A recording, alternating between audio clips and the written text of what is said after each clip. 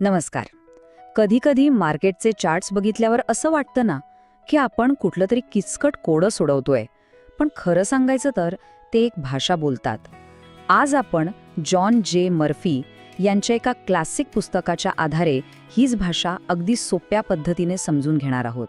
चला तर मग सुरुवात करूया.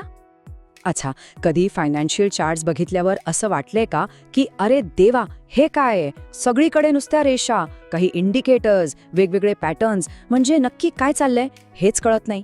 आणि हे फक्त आपल्यालाच वाटतं असं नाहीये. सुरुवातीला जवळजवळ सगळ्यांनाच असंच वाटतं. पण गंमत अशी आहे की हे चार्ट्स खरं तर एक भाषा बोलतात, आणि एकदा का आपल्याला ती भाषा कळायला लागली की मग हा सगळा गोंधळ दूर होतो आणि मार्केटमध्ये काय चाललंय याचं स्पष्ट चित्र दिसायला लागतं. आज आपण नेमकं तेच करायला शिकणार आहोत. तर मग ह्या भाषेचा पहिला नियम काय आहे? तो म्हणजे टेक्निकल ॲनालिसिस. हे फक्त रेषा आणि आकडे नाही, हे मार्केटच्या सायकॉलॉजीला, म्हणजे लोकांच्या मानसिकतेला समजून घेण्याचं एक खूप महत्त्वाचं साधन आहे. ह्या भाषेचा जो मूळ पाया आहे तो आहे किंमत. टेक्निकल ॲनालिसिसचा सगळ्यात मोठा सिद्धांत हाच आहे की बाजारात येणारी प्रत्येक बातमी, लोकांच्या भावना, त्यांच्या अपेक्षा, हे सगळं काही त्या शेअरच्या किंवा मालमत्तेच्या किमतीत आधीच सामील झालेलं असतं. आणि म्हणूनच असं म्हटलं जातं की किंमत हेच अंतिम सत्य आहे. म्हणजे मार्केटचं विश्लेषण करताना मोठ्या मोठ्या बातम्यांच्या हेडलाईन्सपेक्षा किंमत काय सांगतेय ह्याकडे लक्ष देणं जास्त महत्त्वाचं आहे, कारण किंमत ही बाजारातील सगळ्यांच्या मतांचा आरसा असते. बरं, किंमत महत्त्वाची आहे हे तर कळलं, पण ती वाचायची कशी? त्यासाठी आपल्याला या भाषेचं व्याकरण, म्हणजे तिचे नियम समजून घ्यावे लागतील. चला तर मग ती 3 मुख्य तत्व पाहूयात, ज्यांच्यावर संपूर्ण टेक्निकल ॲनालिसिस उभं आहे. यातलं पहिलं आणि सगळ्यात महत्त्वाचं तत्व आहे मार्केट ट्रेंडमध्ये चालतं. म्हणजे बघा, जेव्हा खरेदी करणारे किंवा विक्री करणारे जास्त प्रभावी ठरतात तेव्हा मार्केटला एक दिशा मिळते, आणि याच दिशेला आपण ट्रेंड म्हणतो. म्हणून कोणतंही ॲनालिसिस सुरू करण्याआधी पहिला प्रश्न हाच विचारायचा, मार्केट नक्की चाललंय कुठे? वर, खाली की एकाच जागेवर फिरतंय? आणि हो, हेही लक्षात ठेवा की वेगवेगळ्या टाइम फ्रेमवर वेगवेगळे ट्रेंड दिसू शकतात. दुसरं तत्व आहे सपोर्ट आणि रेझिस्टन्स. सोप्या भाषेत सांगायचं तर या अशा किमतीच्या लेवल्स आहेत जिथे खरेदी करणारे किंवा विक्री करणारे अचानक ॲक्टिव्ह होतात. सपोर्ट म्हणजे जिथे खरेदीचा जोर वाढतो आणि किंमत खाली जायची थांबते, आणि रेझिस्टन्स म्हणजे जिथे विक्रीचा दबाव वाढतो. म्हणून एक सोपं काम करायचं, चार्टवर लक्ष द्या. जिथून किंमत वर जाऊन परत खाली आली म्हणजे तो झाला स्विंग हाय, आणि जिथून खाली जाऊन परत वर गेली तो झाला स्विंग लो. ह्या जागा आहेत ना, त्या मार्क करून ठेवा, कारण पुढे जाऊन ह्याच जागा सपोर्ट किंवा रेझिस्टन्सचं काम करण्याची शक्यता खूप जास्त असते. चला, आता आपण व्याकरणावरून थोडं पुढे जाऊन शब्दसंग्रहाकडे वळूया. म्हणजे बाजाराची जी गोष्ट आहे ती अधिक बारकाईने समजून घेण्यासाठी कोणती साधनं आणि पॅटर्न्स वापरायचे यावर बोलूया. व्हॉल्यूम म्हणजे काय? तर त्या खरेदी विक्रीमध्ये किती लोक सहभागी आहेत याची संख्या.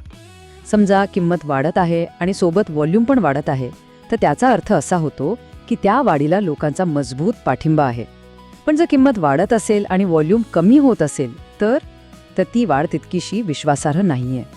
एकदम सोप्या शब्दात सांगायचं झालं तर व्हॉल्यूम हा प्राईसच्या हालचालीला कन्फर्म करतो.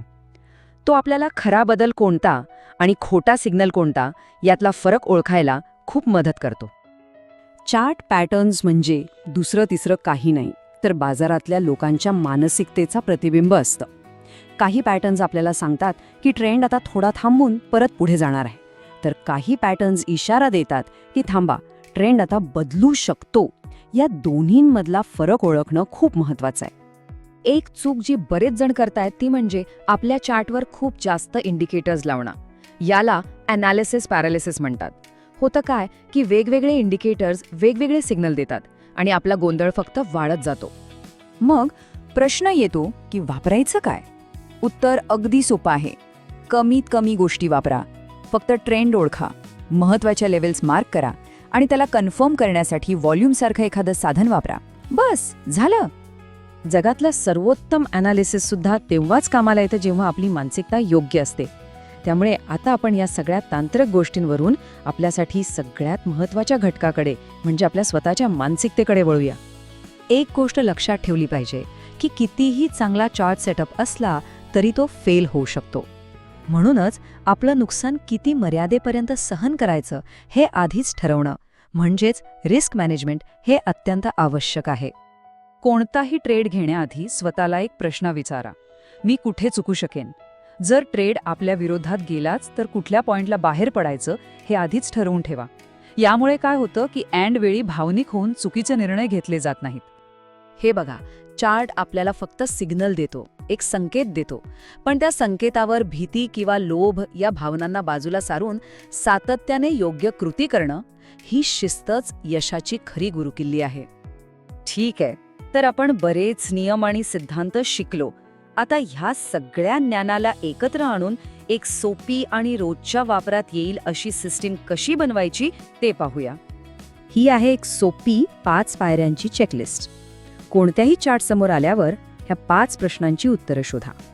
यामुळे तुमच्या ॲनालिसिसमध्ये एक प्रकारची शिस्त येईल आणि चुका होण्याची शक्यता खूप कमी होईल.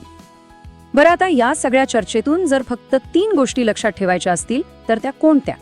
सगळ्यात पहिली गोष्ट म्हणजे आपलं विश्लेषण एकदम सोपं ठेवा. दुसरी, प्रत्येक सिग्नलवर लगेच विश्वास ठेवू नका, त्याला व्हॉल्यूमने कन्फर्म करा. आणि तिसरी, जी सगळ्यात महत्त्वाची आहे, शिस्त आणि रिस्क मॅनेजमेंट शिवाय हे सगळं ज्ञान काहीच कामाचं नाही. आणि शेवटी एक महत्त्वाचा प्रश्न. चार्ट तर आपल्याला सिग्नल देईल, तो मार्ग दाखवेल, पण त्या मार्गावर चालण्यासाठी लागणारी शिस्त आपल्याकडे आहे का? ह्याचं उत्तर मात्र आपल्याला स्वतःलाच शोधावं लागेल.